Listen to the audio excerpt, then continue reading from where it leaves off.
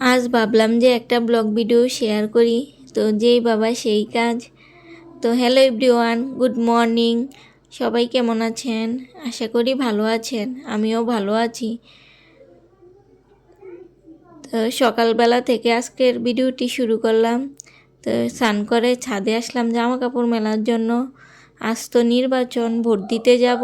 তো ভাবলাম যে স্নান করে রান্না টান্না শেষ করে তারপরে যাব, কারণ বলা যায় না যে কখন আসি, দেরি হয় না কি। তো সেজন্য ভাবলাম যে সব কাজকর্মগুলো সেরে রান্না করে রেখে গেলে তারপর আসলে আর কষ্ট হবে না। তো মেয়েকেও স্নান করিয়ে দিয়েছি, আমিও স্নান করে নিলাম। তো জামা কাপড় মেলার জন্য ছাদে আসছি, জামা কাপড়গুলো মেলে নিচ্ছি। তো জামা কাপড় মেলা শেষ হলে আমি নিচে চলে আসলাম। তো সিঁদুর দিয়ে নিলাম। তো সিঁদুর দিয়ে এসে দেখি আমার বোন রান্না বসিয়ে দিয়েছে, ও রান্না করছে।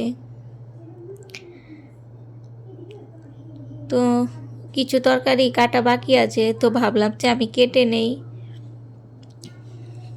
তো আমি তরকারিগুলো কেটে নিচ্ছি। আজ রান্না হবে বেগুন ভাজা, আর পালং শাক রান্না হবে বেগুন দিয়ে, আর কুমড়োর ডোগার তরকারি হবে। তো কাল যেহেতু একাদশী, তাই আজ নিরামিষ রান্নাবান্না। তো সব কিছু গুছিয়ে নেওয়া হয়ে গেছে, আর আমার বোন কিন্তু শাকটা রান্না করে ফেলেছে, আর এখন বেগুনগুলো ভাজা হচ্ছে। আর রাইস কুকারে ভাতটা বসানো হয়েছে। সিলিন্ডারে তরকারিটা রান্না করলে আর রাইস কুকারে ভাতটা রান্না করলে খুব তাড়াতাড়ি হয়ে যাবে। আবার তো ভোট দিতে যেতে হবে, তো সেই জন্য তাড়াহুড়া করছিলাম আমরা।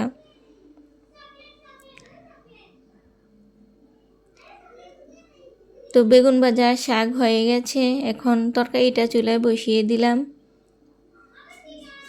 তো পরবর্তীতে আর কোনো ভিডিও ক্লিপ রান্না নেওয়া হয়নি। তরকারিটা নামিয়ে আমরা চলে গিয়েছিলাম ভোট দিতে।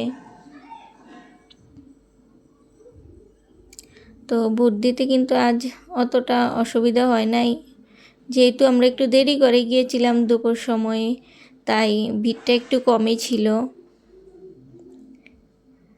তো চলে আসলাম ভোট দিয়ে। তো এটা বিকালের ভিডিও। তো বিকেলবেলা বাইরে এসে সবাই একটু বসেছিলাম। বোন আবার বড়ই পেরেছে, বড়ই খাচ্ছে, তো আমি একটু ভিডিও করে নিলাম। তো আজ আর আমি কোনো কারণবশত আজ পূজা দিতে পারিনি। তো বোন আবার আসতো লক্ষ্মীবার, বৃহস্পতিবার, তো বোন গয়ত বসাইছে।